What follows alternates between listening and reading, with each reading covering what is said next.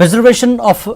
Ancient monuments society तिया ने चोखिंग विहार लेह में मंत्र तारा की तकरीब का अहतमाम किया। 3 दिन मंत्र की रजिस्ट्रेशन इनके मुमताज़ खात्मिक रिनपोचे की रहनुमाई में मुनक्किद किया गया। सोसाइटी के सदर जगमीत ने कहा कि सोसाइटी के क़याम के बाद पहली बार इस तरह की दुआ का इनकाद किया जा रहा है। उन्होंने मज़ीद कहा कि सोसाइटी की तश्कील गुज़श्ता साल हुई थी और इसका मकसद उनके गाँव में मौजूद 100 से ज़्यादा कदीम यादगारों की तज़यीन व आराइश और बहाली है।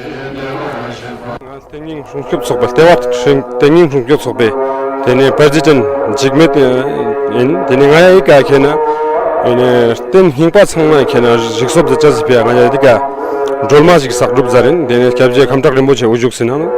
tene da ngaya jakma sumin yale dang diring thore sangka thore tene dolme chang salba jan dolme gona tene mimang ma mango jishkeruduk tene daru ngaya mimang bo jishkercha se rewa in thore kasa julle tene i ngata tenin sokspe yo gumarang tadik 이 ngaja tening sokba khena ngaja sokspa kholang butsuk se ngaja dong logic ma chanya le tening ngaja te khena i ga khena leat khena ngaja gomarang ngaja quick josin te gomarang ngaja i ga jolma soksha na ya khozuk singa ngaja gomarang josin ka sale सारे सरकारी कार्यक्रम का हिस्सा नहीं बल्कि समाज के पवित्र त्योहार के रूप में देखता हूं। अगर तथ्यों पर आधारित इतिहास का आप अध्ययन करेंगे या उधर दृष्टि ले जाएंगे तो ये बात कही जा सकती है कि 3 लाख वर्ष पूर्व का जो संसार था वर्तमान का विश्व भी आज अगर सरवाइव कर रहा है, तरक्की के रास्ते तय कर सका है,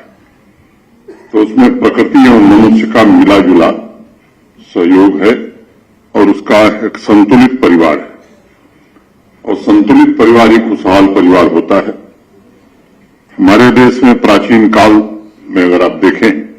तो जन्म से लेकर मृत्यु तक जिस प्रकार बच्चों एवं माता पिता के संबंध थे, उसी प्रकार परिवार के सदस्यों एवं जंगलों का भी संबंध है। जब बच्चा पैदा होता था तो एक समय था जब उसके संस्कार जंगल में ही होते थे। थोड़ा बड़ा होता था, पढ़ाई के लिए भी उसे जंगल ही भेजा जाता था। इस तरह पूरे जीवन चक्र में कहीं न कहीं प्रकृति से उसका गहरा नाता बना रहता था। आज की तारीख में लेटेस्ट और सबसे बड़े आविष्कार आर्टिफिशियल इंटेलिजेंस के टूल चैट जीपीटी से अगर आप पूछेंगे कि सृष्टि कैसे बनी तो जानते हैं जवाब क्या मिलता है कि सृष्टि का निर्माण 5 तत्वों से हुआ। हजारों लाखों वर्ष पूर्व उपनिषद हमारे यही बात कहते हैं कि समूची सृष्टि 5 तत्वों का ही निर्माण है, संतुलन है। अगर उपनिषद की बात मैं करूं, तैतरीय उपनिषद की, तो उसमें स्पष्ट तौर पर यह बात कही गई है कि आकाश से वायु उत्पन्न हुई, वायु से अग्नि उत्पन्न हुई, अग्नि से जल उत्पन्न हुआ, जल से पृथ्वी बनी, पृथ्वी से औषधियां, औषधियों से अन्न और अन्न से इंसान। ये जो क्रम रहा है, मैं समझता हूं कि वैदिक काल से या उसके पूर्व से भी रहा है। जो सबसे प्राचीनतम ग्रंथ जिसे हम ऋग्वेद कहते हैं, उसका पहला मंत्र जिन लोगों को ध्यान में होगा, उस मंत्र में भी पंचतत्व एवं सृष्टि की चर्चा है। और इस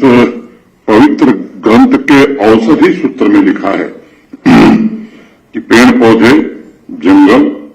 दरअसल इंसान के लिए रक्षा कवच के समान है और हमें जीवन पर्यंत इनका साथ नहीं छोड़ना चाहिए। फॉरेस्ट के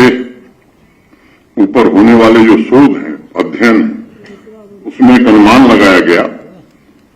कि सन 1600 के बाद कहीं न कहीं प्रकृति के साथ हमारा संतुलन बिगड़ा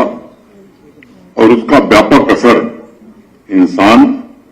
और जंगल के संबंधों पर पड़ा है। दुनिया में 8 बिलियन पॉपुलेशन में 2.5 बिलियन आबादी ऐसी है जो किसी न किसी रूप में जंगलों पर ही निर्भर है और पूरा वैश्विक समाज आज इस लक्ष्य के साथ काम कर रहा है कि समाज कैसे सुरक्षित रहे। इसीलिए मैं समझता हूं कि इस साल का जो थीम अभी मेरे पूर्व बताया गया, फॉरेस्ट एंड हेल्थ, वन और स्वास्थ्य रखा गया है, ताकि नई पीढ़ी को भी स्मरण कराया जा सके कि हमारा स्वास्थ्य जंगलों की वजह से ही सुरक्षित हो सकता है और उन्हीं की वजह से हमें शुद्ध पानी, भोजन, हवा और जीवन रक्षक दवाएं मिल सकती हैं। मुझे प्रसन्नता है कि अभी इस कार्यक्रम के पहले धीरज गुप्ता जी, डॉक्टर गेरा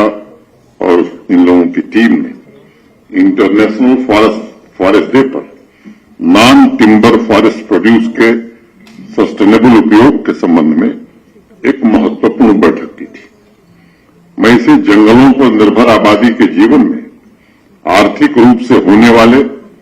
परिवर्तन से बढ़कर सामाजिक संबंधों के प्राचीन स्वरूप को पुनर्जीवित करने का अभियान मानता हूं। यह सच है कि आज तक प्रकृति ने जो भी पैदा किया उसमें एक भी ऐसा तत्व नहीं है जिसे हम बेकार कह सकते हैं, कचरा कह सकते हैं। प्रकृति कुछ भी फालतू निर्मित नहीं करती। इंसान जो निर्मित करता है उसमें बहुत सारा वेस्ट या कचरा निकलता है और उसके डिस्पोजल के लिए तमाम जतन करने पड़ रहे हैं, लेकिन प्रकृति के द्वारा उत्पादित हर तत्व,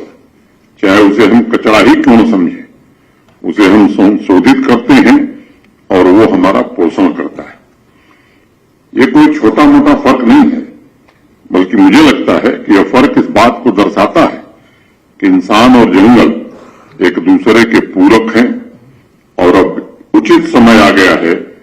कि हम अपने उन पुराने संबंधों को फिर से ताजा करें। मुझे लगता है कि सभी स्टेक होल्डर्स के साथ नॉन टिम्बर फॉरेस्ट प्रोड्यूस के ऊपर जो चर्चा हुई है और इस योजना को लागू करने के लिए जो नीति निर्देशक तत्व गाइडलाइन बनी है, उसे धरातल पर उतारते हुए इस बात का विशेष ध्यान हमें रखना होगा कि जंगलों पर निर्भर आबादी